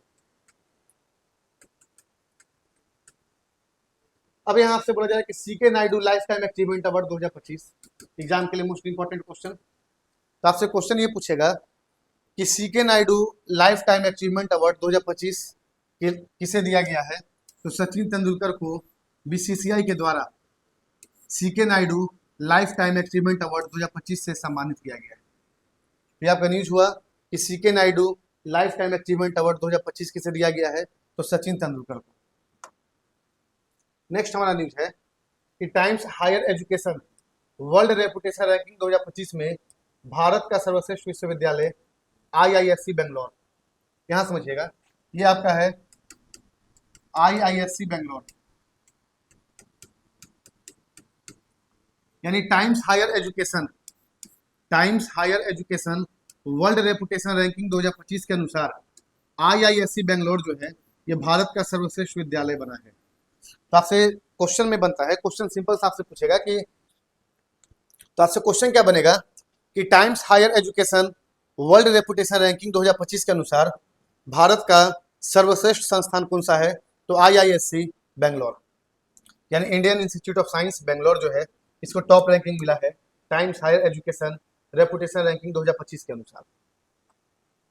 अगला हमारा न्यूज है कि राज्यों में पंचायत को हस्तांतरण की स्थिति रैंकिंग, एक रैंकिंग आया समझिएगा, यानी union minister of state for Panchayati Raj SP Singh और छत्तीसगढ़ के मुख्यमंत्री, आपको नाम याद रखना है, छत्तीसगढ़ के मुख्यमंत्री का नाम है विष्णुदेव साय। तो यहां समझिए, केंद्रीय पंचायती राज्य मंत्री एसपी सिंह और छत्तीसगढ़ के मुख्यमंत्री विष्णुदेव साय ने रिपोर्ट का अनावरण किया। कौन सा रिपोर्ट, तो यहां आपको बता रहे हैं कि केंद्रीय पंचायती राज राज्य मंत्री एसपी सिंह और छत्तीसगढ़ के मुख्यमंत्री विष्णुदेव साय ने एक रिपोर्ट का अनावरण किया है। कौन सा रिपोर्ट है? तो पंचायत से रिलेटेड रिपोर्ट है। इस रिपोर्ट में टॉप कौन किया है? तो इसमें टॉप किया गया है कर्नाटक। इसका स्कोर कितना है? 72.23। और सेकंड में है केरल और थर्ड में है तमिलनाडु। तो आपसे क्वेश्चन कैसे बनेगा? तो आपसे क्वेश्चन पूछेगा कि पंचायत से रिलेटेड एक रैंकिंग आया है, तो पंचायत से रिलेटेड एक रैंकिंग है। इस रैंकिंग को कौन इशू किया है? तो छत्तीसगढ़ के मुख्यमंत्री और केंद्रीय पंचायती राज राज्य मंत्री एसपी सिंह। इस रिपोर्ट में जो टॉप पोजीशन पे है कौन है? कर्नाटक। और कर्नाटक का स्कोर कितना है? 72.23। सेकेंड में केरला और थर्ड में तमिलनाडु। तो आपको कर्नाटक का भी स्कोर याद रखना है कि टॉप में कर्नाटक है, तो कर्नाटक का स्कोर कितना है? 72.23। अब आते हैं अगले न्यूज पर। अगला हमारा न्यूज है करप्शन परसेप्शन इंडेक्स। समझिएगा, करप्शन परसेप्शन इंडेक्स। तो ये आपका जो रिपोर्ट आया है कि भ्रष्टाचार धारणा सूचकांक, मोस्ट इंपॉर्टेंट है, एग्जाम के लिए 100% आने वाला क्वेश्चन है कि भ्रष्टाचार धारणा सूचकांक 2024। तो भ्रष्टाचार धारणा सूचकांक ये रिपोर्ट कौन इशू करता है? तो ट्रांसपेरेंसी इंटरनेशनल। आपसे क्वेश्चन क्या पूछेगा कि करप्शन इंडेक्स इशू कौन करता है? तो आपको याद रखना है ये इंडेक्स को इशू किया जाता है ट्रांसपेरेंसी इंटरनेशनल के द्वारा। तो आपको हम यहाँ न्यूज क्या बता रहे हैं कि करप्शन इंडेक्स जो है ये इशू किया जाता है ट्रांसपेरेंसी इंटरनेशनल, जो जर्मनी में है। तो ट्रांसपेरेंसी इंटरनेशनल के द्वारा ये इंडेक्स इशू होता है, करप्शन इंडेक्स। इसमें 180 देश में से भारत जो है 96 स्थान पे है, और टॉप में कौन है? डेनमार्क, और बॉटम में साउथ सूडान। तो आपको यहाँ याद क्या रखना है कि करप्शन परसेप्शन इंडेक्स यानी कि भ्रष्टाचार धारणा सूचकांक। तो भ्रष्टाचार धारणा सूचकांक जो है ये इंडेक्स इशू किया गया है ट्रांसपेरेंसी इंटरनेशनल संस्था के द्वारा। और ये ट्रांसपेरेंसी इंटरनेशनल संस्था कहाँ पर? जर्मनी में। और इस इंडेक्स में बताया गया है कि टोटल 180 देश में से जो भारत का रैंकिंग 96 है, और टॉप में कौन है? तो टॉप में डेनमार्क। और डेनमार्क का कैपिटल का अगर बात करते हैं तो डेनमार्क का राजधानी है कोपेनहेगन। डेनमार्क का राजधानी कहाँ है? तो इसका राजधानी है कोपेनहेगन। और बॉटम में कौन है? South Sudan. तो आपको याद रखना है करप्शन इंडेक्स इसको इशू किया जाता है ट्रांसपेरेंसी इंटरनेशनल के द्वारा। 180 देश में से भारत का रैंक है 96, टॉप में है डेनमार्क और बॉटम में है साउथ सूडान। और इशू कौन करता है? Transparency international. अगला हमारा न्यूज है अपॉइंटमेंट का है। तो आपसे पूछ रहा है कि यूनिलीवर का सीईओ किसको बनाया गया है? तो आपको नाम याद रखना है कि फर्नांडो फर्नांडीज, इनको जो है यूनिलीवर का सीईओ बनाया गया है। बस आपको इतना याद रखना है, यूनिलीवर कंपनी का सीईओ किसको बनाया गया है? फर्नांडो फर्नांडीज को। किसके स्थान पर बनाया गया वो ज्यादा इंपॉर्टेंट नहीं है, लेकिन किसको बनाया गया है आपको नाम याद रखना है। फर्नांडो फर्नांडीज को यूनिलीवर कंपनी का सीईओ बनाया गया है। अगला हमारा है कि आर्थिक विकास संस्थान के निदेशक, यानी समझिएगा आपको नाम बता रहे हैं कि अर्थशास्त्री सब साचीकर को आर्थिक विकास संस्थान का निर्देशक बनाया गया है। तो आपको नाम याद रखना है सब्यसाची कर। सब्यसाची कर ये नाम है। तो आपसे क्वेश्चन क्या पूछेगा कि रिसेंट में institute for economic and development का डायरेक्टर किसको बनाया गया है? आपसे क्वेश्चन कैसे रहेगा कि रिसेंट में यानी हाल ही में director of the institute for economic development यानी आर्थिक विकास संस्थान के निर्देशक किसको बनाया गया है? तो आर्थिक विकास संस्थान यानी कि इंस्टीट्यूट फॉर इकोनॉमिक डेवलपमेंट का हेड बनाया गया है सब्यसाची कर को। तो आपको नाम याद रखना है सब्यसाची कर, इसको आर्थिक विकास संस्थान का निदेशक बनाया गया है। अगला हमारा न्यूज है अपॉइंटमेंट का ही है कि संयुक्त राज्य अमेरिका के संघीय जांच ब्यूरो यानी एफबीआई का बात कर रहे हैं, समझिए ये मोस्ट इंपॉर्टेंट है। जैसे हमारा भारत में रॉ है, आईबी है, उसी तरह से अमेरिका में एफबीआई है। तो पूछा है कि अमेरिका में एफबीआई का हेड किसको बनाया गया है? तो आपको नाम याद रखना है काश पटेल। एफबीआई का हेड किसे बनाया गया है? तो फेडरल ब्यूरो ऑफ इन्वेस्टिगेशन, समझिएगा फेडरल ब्यूरो ऑफ इन्वेस्टिगेशन यानी एफबीआई का हेड बनाया गया है काश पटेल को। नेक्स्ट हमारा है कि Time magazine women's of the year 2025। Time magazine women's of the year 2025 तो असम की वन्य जीव विज्ञानी डॉक्टर पूर्णिमा देवी बर्मन को ये नाम पूर्णिमा देवी वर्मन। तो आपको नाम याद रखना है कि असम की, कहाँ से बिलोंग करते हैं, असम से। तो असम की वन्य जीव जीव विज्ञानी डॉक्टर पूर्णिमा देवी वर्मन को टाइम मैगजीन हुए वुमेन ऑफ द ईयर 2025 की सूची में शामिल किया गया है। तो आपसे क्वेश्चन बनेगा कि टाइम मैगजीन 2025 में सर्वश्रेष्ठ महिला की सूची में किसको शामिल किया गया है। तो असम की वन्य जीव जीव विज्ञानी पूर्णिमा देवी वर्मन को टाइम मैगजीन के वुमेन ऑफ द ईयर 2025 सूची में शामिल किया गया है। ये आपके सामने नाम क्लियर हुआ कि Purnima Devi Barman Time magazine women of the year 2025। अगला हमारा न्यूज है, समझिएगा। प्रधानमंत्री नरेंद्र मोदी जी के प्रधान सचिव, तो भारतीय रिजर्व बैंक यानी आरबीआई के पूर्व गवर्नर शक्तिकांत दास को प्रधानमंत्री नरेंद्र मोदी जी का प्रधान सचिव नियुक्त किया गया है। तो आपको नाम याद रखना है शक्तिकांत दास, और आप याद रखिएगा ये आरबीआई के पूर्व गवर्नर थे। तो आपको ये जानना है कि आरबीआई के वर्तमान में गवर्नर कौन है। तो आरबीआई के वर्तमान में गवर्नर है संजय मल्होत्रा। आरबीआई के वर्तमान में गवर्नर कौन है, संजय मल्होत्रा। पहले कौन थे, शक्तिकांत दास, जिनको कि प्रधानमंत्री नरेंद्र मोदी जी का प्रधान सचिव बनाया गया है। नेक्स्ट समझिएगा, दिल्ली का मुख्यमंत्री सुरेखा गुप्ता। तो रेखा गुप्ता को दिल्ली का मुख्यमंत्री बनाया गया है। यहाँ पर आप समझिएगा, दिल्ली में टोटल 70 विधानसभा का सीट है। दिल्ली में टोटल 70 विधानसभा का सीट है, और ये 70 विधानसभा का सीट में अभी रिसेंट में जो चुनाव हुआ था विधानसभा का, जिसमें बीजेपी बहुमत हासिल करके और मुख्यमंत्री किसको बनाया गया है, तो Rekha Gupta has been appointed as the new chief minister of Delhi. अब यहाँ समझिएगा कि रेखा गुप्ता जो है ये 4th वुमेन है। रेखा गुप्ता 4th वुमेन है। तो आपको यहाँ समझना है कि जो दिल्ली है, तो दिल्ली में मुख्यमंत्री कौन बने हैं, तो रेखा गुप्ता, और ये 4थी महिला बनी है मुख्यमंत्री। तो आपको नाम याद रखना, सुषमा स्वराज, शीला दीक्षित, आतिशी मारलेना और एक रेखा गुप्ता। तो चारों महिला का नाम याद रखिएगा, सुषमा स्वराज, शीला दीक्षित, आतिशी मारलेना और रेखा गुप्ता जो है, इनको अभी रिसेंट में दिल्ली का मुख्यमंत्री बनाया गया। अब आते हैं अगले न्यूज पर। अगला हमारा न्यूज है चीफ इलेक्शन कमीशन। आपको याद रखना है, अभी रिसेंट में मुख्य चुनाव आयुक्त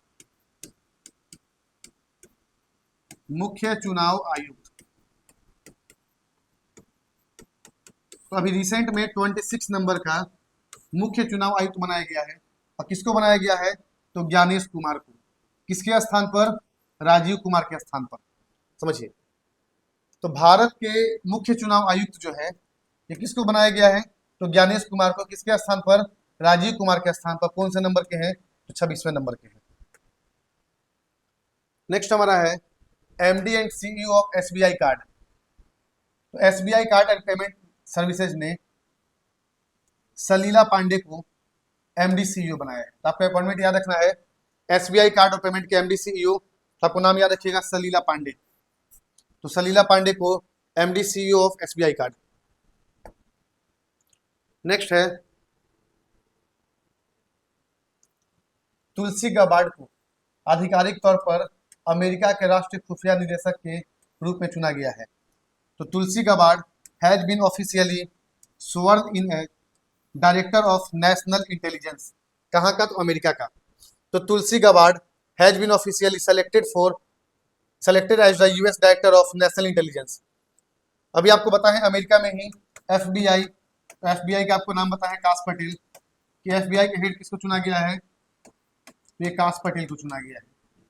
फिर आपको पता है तुलसी गबार्ड, तो आपको नाम याद रखना है तुलसी गबार्ड, इनको आधिकारिक तौर पर अमेरिका के राष्ट्रीय खुफिया निदेशक यानी नेशनल इंटेलिजेंस का डायरेक्टर चुना गया है। किसको, तुलसी गबार्ड को। नेक्स्ट हमारा न्यूज है ऑस्ट्रेलिया और न्यूजीलैंड में स्तन कैंसर की दर सबसे अधिक है। मोस्ट इंपॉर्टेंट न्यूज यहाँ समझिए, यहाँ आपको बता रहे हैं ब्रेस्ट कैंसर। आपको यहाँ एक पॉइंट बताएं, ब्रेस्ट फीडिंग वीक। आपको जानना है कि ब्रेस्ट फीडिंग वीक जिसको कि बोलते हैं स्तनपान सप्ताह, तो ये आपको याद रखना है 1 से 7 अगस्त। तो आपसे क्वेश्चन पूछता है कि ब्रेस्ट फीडिंग वीक जो है ये कब मनाया जाता है, तो ब्रेस्ट फीडिंग वीक 1 से 7 अगस्त। तो यहाँ आपसे बोला कि Australia New Zealand breast cancer rates highest in the country, यानी कि हाल ही में जारी एक रिपोर्ट के अनुसार, यहाँ समझिए कि हाल ही में जारी एक रिपोर्ट के अनुसार ऑस्ट्रेलिया और न्यूजीलैंड में ब्रेस्ट कैंसर का रेट सबसे हाई है। तो आपको देश का नाम याद रखना है, ऑस्ट्रेलिया और न्यूजीलैंड, यहाँ पर ब्रेस्ट कैंसर का रेट सबसे हाई है। तो आपको ये भी याद रखना है कि कैंसर डे कब मनाया जाता है, तो 4 फरवरी को कैंसर डे मनाया जाता है। कैंसर डे 4 फरवरी और 15 फरवरी को child cancer day. Cancer day 4 फरवरी और चाइल्ड कैंसर डे 15 फरवरी, और ब्रेस्ट कैंसर में टॉप में भी ऑस्ट्रेलिया और न्यूजीलैंड। डन।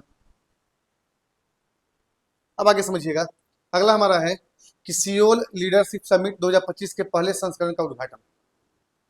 तो भारत के प्रधानमंत्री नरेंद्र मोदी ने 21 फरवरी 2025 को नई दिल्ली स्थित भारत मंडपम में, यहाँ समझिएगा लाइन को ध्यान से, कि भारत के प्रधानमंत्री नरेंद्र मोदी ने 21 फरवरी 2025 को नई दिल्ली में स्थित भारत मंडपम में सियोल लीडरशिप समिट के पहले संस्करण का उद्घाटन किया है। तो आप यहाँ समझिएगा कि आप देख रहे हैं नरेंद्र मोदी जी, ये कहाँ से सांसद हैं, तो वाराणसी से सांसद हैं। ठीक है, अगर आपसे पूछा जाए कौन से नंबर के प्रधानमंत्री हैं, तो आपको ये बताना है कि जो नरेंद्र मोदी जी हैं ये कौन से नंबर के प्रधानमंत्री हैं। और यहाँ आपको बता रहे हैं कि prime minister Narendra Modi has इनोग्रेट the first edition, important है, अगर फर्स्ट है तो आपके लिए एग्जाम के लिए इंपॉर्टेंट है कि first edition of Seoul leadership summit 2025, यानी कि सियोल लीडरशिप समिट, तो सियोल लीडरशिप समिट 2025 का पहला एडिशन का उद्घाटन जो है नई दिल्ली के भारत मंडपम में, और कौन किए हैं, तो मोदी जी किए हैं। नेक्स्ट हमारा है कि सैन्य अभ्यास, समझिएगा, military exercise water land defence 2025 organise, यानी भारतीय सेना ने, भारतीय सेना, अगर आपसे पूछा जाए कि भारतीय सेना यानी कि आर्मी, तो आर्मी के अभी चीफ कौन है, तो आर्मी के अभी हेड है उपेंद्र द्विवेदी। आर्मी के अभी हेड कौन है, आर्मी के हेड है अभी उपेंद्र द्विवेदी। भारतीय सेना ने भारतीय तटरक्षक बल और समुद्री पुलिस के साथ मिलकर के गुजरात के बेट द्वारका में बड़े पैमाने पर सैन्य अभ्यास जल थल रक्षा 2025 आयोजित किया है। समझिएगा, यहाँ आपको बता रहे हैं, जैसे आपको हम बताएं आर्मी का हेड उपेंद्र द्विवेदी, एयरफोर्स का हेड कौन है अभी, एयरफोर्स का हेड अमरप्रीत सिंह, एयरफोर्स का हेड अमरप्रीत सिंह। नेवी का हेड, तो आपको नेवी का भी हेड याद रखना है, दिनेश कुमार त्रिपाठी, नेवी का हेड दिनेश कुमार त्रिपाठी। तो आपको आर्मी एयरफोर्स नेवी बताएं। अब ये तीनों के ऊपर आपका है CDS, chief of defence staff, इसके भी हेड है अनिल चौहान। ये आपको डिफेंस का बताया है। अब यहाँ पर आपको क्या बोल रहा है कि भारतीय सेना ने भारतीय कोस्ट गार्ड के साथ और समुद्री पुलिस के साथ मिलकर के गुजरात के बेट द्वारका, आपको याद रखना है गुजरात, तो भारतीय सेना ने भारतीय तटरक्षक बल और समुद्री पुलिस के साथ मिलकर गुजरात के बेट द्वारका में बड़े पैमाने पर सैन्य अभ्यास, क्या नाम है, जल थल रक्षा 2025 आयोजित किया है। कहां पर किया है, तो गुजरात के बेट द्वारका में। नेक्स्ट हमारा न्यूज है कि देश में गिद्ध का सबसे अधिक संख्या मध्य प्रदेश, ये देखिए गिद्ध, ठीक है, यानी वल्चर। यहां आपको एक न्यूज समझना है, करेंट कहीं न्यूज है, vulture conservation centre, vulture conservation centre, यानी कि इसे हिंदी में बोलेंगे गिद्ध संरक्षण केंद्र। गिद्ध संरक्षण केंद्र कहां पर पहला ओपन हुआ है, तो आपसे ऐसे क्वेश्चन पूछेगा, इंपॉर्टेंट क्वेश्चन में से एक है कि भारत में सबसे पहला, ये वल्चर है, तो भारत में सबसे पहला वल्चर कंजर्वेशन सेंटर यानी कि गिद्ध संरक्षण केंद्र जो है ये कहां पर स्थापित हुआ है, तो आपको नाम याद रखना है, उत्तर प्रदेश के महाराजगंज में। उत्तर प्रदेश के महाराजगंज में पहला एशियाई वल्चर कंजर्वेशन सेंटर यानी कि फर्स्ट एशियाई गिद्ध संरक्षण केंद्र स्थापित हुआ है। तो यहाँ आपसे बताया जा रहा है कि गिद्ध गणना 2025 के रिपोर्ट के अनुसार मध्य प्रदेश में गिद्ध की संख्या सबसे ज्यादा है। कितना है? 12,981। आपको डेटा याद रखना है, 12,981। और सबसे ज्यादा कहाँ पर? तो मध्य प्रदेश। और एशियाई गिद्ध संरक्षण केंद्र कहाँ पर? तो उत्तर प्रदेश के महाराजगंज में। नेक्स्ट हमारा है राष्ट्रीय विज्ञान दिवस। समझिए, नेशनल साइंस डे। तो भारत में हर साल 28 फरवरी को राष्ट्रीय विज्ञान दिवस मनाया जाता है। यह दिवस भारतीय भौतिक विज्ञानी सीवी रमन द्वारा रमन प्रभाव की खोज के लिए मनाया जाता है। समझिएगा, अगर आपसे पूछा जाए कि national science day, national science day, आपको समझना है कि नेशनल साइंस डे जो है ये 28 फरवरी को। क्यों? तो सीवी रमन। अब आपको यहाँ पर जानकारी मिला कि सीवी रमन जो है इन्होंने रमन प्रभाव का खोज किया, यानी कि रमन इफेक्ट। तो आपसे फिजिक्स में क्वेश्चन ये बन सकता है कि सीवी रमन ने जो रमन प्रभाव का खोज किया वो कौन सा थ्योरी था? तो आपको याद रखना है scattering of light, scattering of light. तो सीवी रमन के द्वारा इसे बोलते हैं प्रकाश का प्रकीर्णन, प्रकाश का प्रकीर्णन यानी कि स्कैटरिंग ऑफ लाइट, यानी कि रमन इफेक्ट खोज के लिए इसी उपलक्ष्य में 28 फरवरी को नेशनल साइंस डे मनाया जाता है। नेक्स्ट हमारा है कि इंडियन वुमेन्स फुटबॉल टीम इन पिंक लेडीज कप 2025 फुटबॉल। तो आपको सबसे पहला याद रखना है कि pink ladies cup 2025, pink ladies cup 2025, इसका संबंध किससे? फुटबॉल से है। कौन सा एडिशन? Second edition. और कहां पर? तो ये आपका यूएई, यूनाइटेड अरब अमीरात। तो आपको बस इतना याद रखना है। देखिए यहां पर आपको न्यूज क्या याद रखना है कि पिंक लेडीज कप, तो पिंक लेडीज कप जो है किससे संबंधित है? फुटबॉल से संबंधित है। कहां पर हुआ है? तो यूएई, यूनाइटेड अरब अमीराट्स में। कौन सा एडिशन? Second edition. बस आपका काम का इतना ही है कि second edition of the pink ladies cup कहां पर? तो यूएई में। एडिशन, सेकेंड एडिशन किससे संबंधित है? तो फुटबॉल से संबंधित है। और कहां पर? तो यूनाइटेड अरब अमीरात में। तो पिंक लेडीज कप का सेकेंड एडिशन जो है 22 से 26 फरवरी 2025 को तक संयुक्त अरब अमीरात के कहां पर हुआ है? तो शारजाह में अल हमारिया स्पोर्ट्स क्लब। इतना आपको नहीं जानना है कौन सा स्पोर्ट्स क्लब, बस आपको इतना जानना है कहां पर? तो यूएई में। अब आते हैं अगले न्यूज पर। अगला हमारा न्यूज है कि यूएई ने ब्लू वीजा की शुरुआत की। ब्लू वीजा, समझिए यहां देखिएगा, यूएई लॉन्च ब्लू वीजा। तो आपसे क्वेश्चन पूछा है कि ब्लू वीजा लॉन्च किसने किया है? तो यूएई ने। तो यूएई यानी कि संयुक्त अरब अमीरात ने ब्लू वीजा प्रणाली का पहला चरण शुरू किया है। ब्लू वीजा उन व्यक्तियों को 10 साल का निवास प्रदान करता है जो पर्यावरण स्थिरता में योगदान देते हैं। समझिएगा यहाँ पर क्या बोल रहे हैं कि संयुक्त अरब अमीरात यानी यूएई ने ब्लू वीजा प्रणाली का पहला संस्करण शुरू किया है। तो यूएई यानी कि संयुक्त अरब अमीरात ने ब्लू वीजा प्रणाली का पहला चरण शुरू किया। अब ब्लू वीजा उन व्यक्ति को दिया जाता है जो 10 साल का निवास करने के लिए दिया, किसको? जो पर्यावरण स्थिरता में योगदान देते हैं। तो यहाँ आपको बता रहे हैं कि संयुक्त अरब अमीरात यानी कि यूएई, द यूनाइटेड अरब अमीरात has introduce the first phase of blue visa system. तो आपको याद रखना है यूएई, यूनाइटेड अरब अमीरात। The blue visa offers a 10 years residency to individuals who contribute to environmental sustainability। तो यहाँ आपको समझना है कि ब्लू वीजा उन व्यक्तियों को 10 साल का निवास प्रदान करता है जो पर्यावरण स्थिरता में योगदान देते हैं। कितना साल के लिए? 10 साल के लिए। और कौन लॉन्च किया है? तो यूएई लॉन्च किया है, फर्स्ट फेज है। अब यहाँ समझिएगा वर्ल्ड एनजीओ डे, आपको डेट याद रखना है, वर्ल्ड एनजीओ डे 27 फरवरी। ठीक है, तो वर्ल्ड एनजीओ डे 27 फरवरी। यहाँ देखिए आपको फरवरी के कुछ महत्वपूर्ण दिवस है, जैसे 1 फरवरी को इंडियन कोस्ट गार्ड डे, 1 फरवरी इंडियन कोस्ट गार्ड डे। 2 फरवरी को वेटलैंड यानी कि आर्द्र भूमि दिवस, 2 फरवरी को आर्द्र भूमि दिवस। 4 फरवरी कैंसर डे। 11 फरवरी international day of women's and girls in science. समझिए, international day of women's and girls in science. 12 फरवरी नेशनल प्रोडक्टिविटी डे यानी कि राष्ट्रीय उत्पादकता दिवस। 13 फरवरी रेडियो डे। तो आपको समझना है 13 फरवरी जो है रेडियो डे और साथ में वुमेन्स डे। तो वुमेन्स डे क्यों? सरोजनी नायडू का बर्थडे, जो सरोजनी नायडू है तो इनका बर्थडे के अवसर पर 13 फरवरी को नेशनल, इंटरनेशनल नहीं बोल रहे हैं, नेशनल बोल रहे हैं। आपको कौन कौन सा महत्वपूर्ण दिवस पता है? सबसे पहला 1 फरवरी, तो 1 फरवरी को कोस्ट गार्ड डे, एक के बाद 2 फरवरी वेटलैंड, 4 फरवरी कैंसर, 11 फरवरी national day international day of women's and girls, 13 फरवरी को आपका रेडियो डे और नेशनल वुमेन्स डे, 12 को उत्पादकता दिवस, 20 फरवरी world day of social justice, world day of social justice यानी कि सामाजिक न्याय 20 फरवरी, 21 फरवरी को मातृभाषा मदर्स लैंग्वेज डे इंटरनेशनल है, 24 फरवरी सेंट्रल एक्साइज डे, 27 फरवरी एनजीओ, 28 को साइंस डे।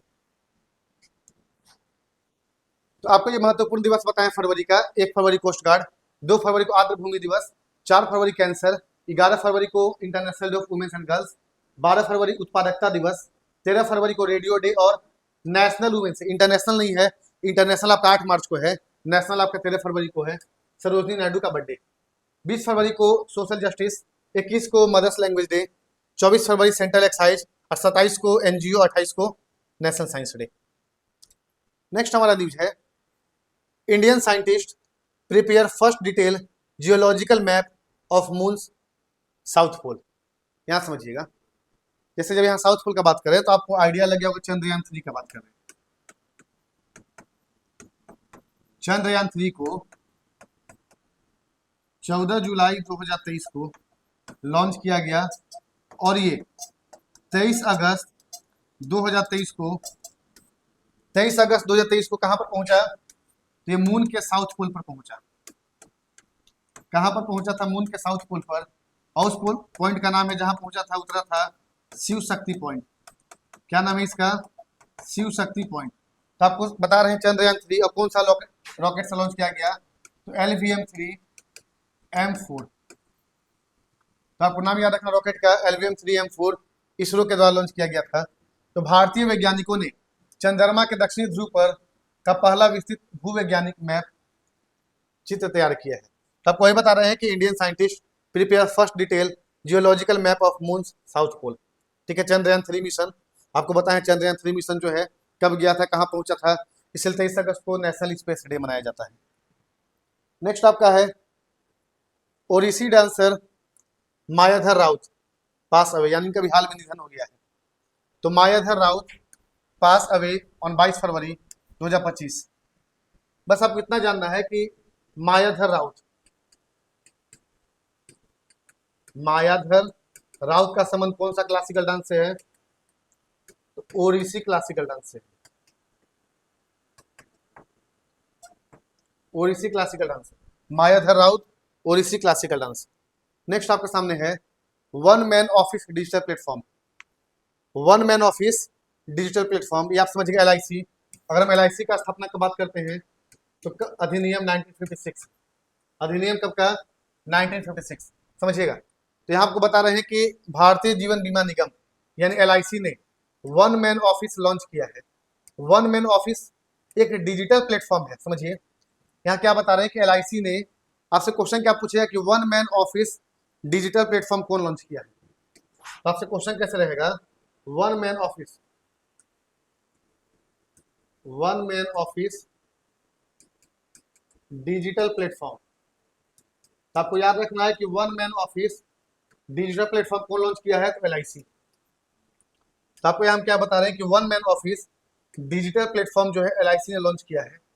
अब यहाँ पर क्या है समझिएगा, एजेंट और बिक्री सहयोगियों को पॉलिसी बेचने, बिजनेस पर नजर रखने के 24/7, यानी कि समझिएगा पॉलिसी से रिलेटेड है, यानी कि हमेशा 24/7 जो है 24/7 जो है ये अवेलेबल होगा क्या? आपका one man office digital platform. तो आपसे क्वेश्चन क्या पूछा है कि one man office digital platform किसने लॉन्च किया है? तो LIC ने लॉन्च किया है। LIC में आपको पता है 1956। ठीक है, नेक्स्ट आपके सामने है RBI data app, the reserve bank of India. अभी आपको समझना है कि RBI के, यहाँ देखिएगा RBI का लोगो पर यहाँ आपका रॉयल बंगाल टाइगर,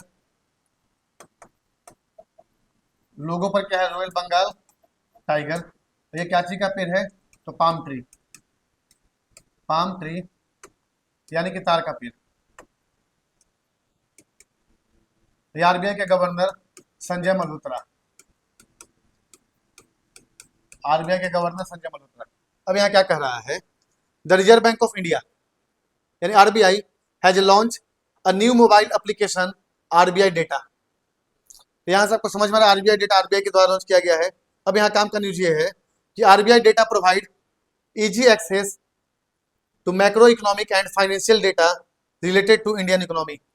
यानी ये कह रहा है कि आरबीआई डेटा जो है ये भारतीय अर्थव्यवस्था से संबंधित व्यापक आर्थिक और वित्तीय डेटा तक आसान पहुंच प्रदान करता है। तो आपको याद रखना आरबीआई डेटा कौन लॉन्च किया है और क्यों लॉन्च किया है। तो आरबीआई डेटा भारतीय अर्थव्यवस्था से संबंधित व्यापक आर्थिक और वित्तीय डेटा तक आसान पहुंच प्रदान करता है। अब आते हैं अगले न्यूज पर। अगला हमारा न्यूज है झारखंड में तंबाकू या निकोटिन गुटखा और पान मसाला पर प्रतिबंध है। समझिएगा, झारखंड का बात करते हैं तो झारखंड के मुख्यमंत्री हेमंत सोरेन। समझिए, अगर हम झारखंड का मुख्यमंत्री की बात करते हैं तो सीएम का नाम है हेमंत सोरेन। अब यहाँ क्या कह रहा है कि झारखंड में तंबाकू, अब यहीं से एक और आपका इंपॉर्टेंट डे आएगा, no tobacco day. No tobacco day यानी कि तंबाकू निषेध दिवस। तो ये आपका 31 मई, यानी कि तंबाकू निषेध दिवस 31 मई, नो टोबैको डे। अब यहाँ क्या कहा जा रहा है कि झारखंड में तंबाकू या निकोटिन युक्त गुटखा और पान मसाला पर पूरी तरह से प्रतिबंध कर दिया गया है। झारखंड सरकार ने इसके उत्पादन, बिक्री और भंडारण पर रोक लगा दिया है। इस पर तंबाकू या निकोटिन, ठीक है। ये कब तक लगाया गया है? तो यह प्रतिबंध फिलहाल 1 साल के लिए लगाया गया है। तो आपको याद रखना है झारखंड ने इस पर प्रतिबंध लगाया है, रोक लगाया है।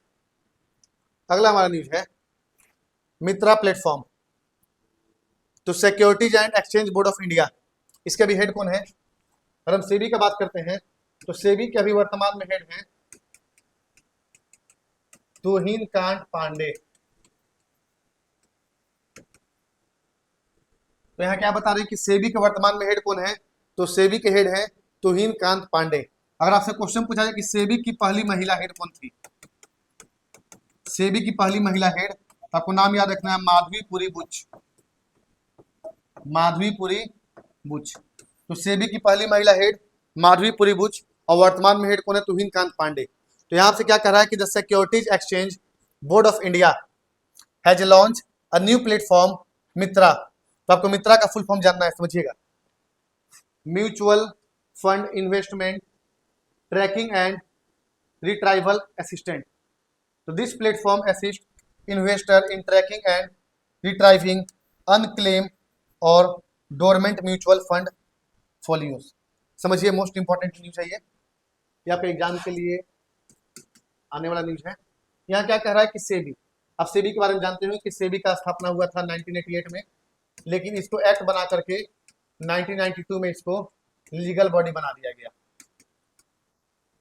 इसका हेडक्वार्टर कहाँ है? तो सेबी का हेडक्वार्टर है मुंबई में और सेबी के वर्तमान में हेड कौन है? तुहिन कांत पांडे और पहली महिला हेड माधवीपुरी बुच। तो मित्रा का मतलब क्या है?